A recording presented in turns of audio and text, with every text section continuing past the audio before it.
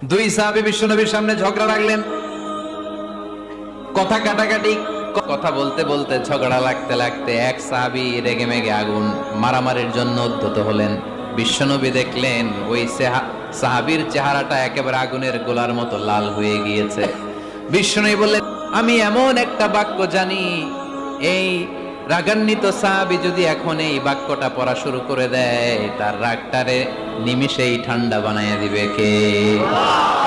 ওই সাহাবী বললেন, ইয়া রাসূলুল্লাহ, কি সেই বাক্য আমারে শিখায় দেন। বিশ্বনবী বললেন, পড়ো, আউযু বিল্লাহি মিনাশ শাইতানির রাজীম। সুবহানাল্লাহ। রাগ কমানোর দোয়া, সহিহ হাদিস।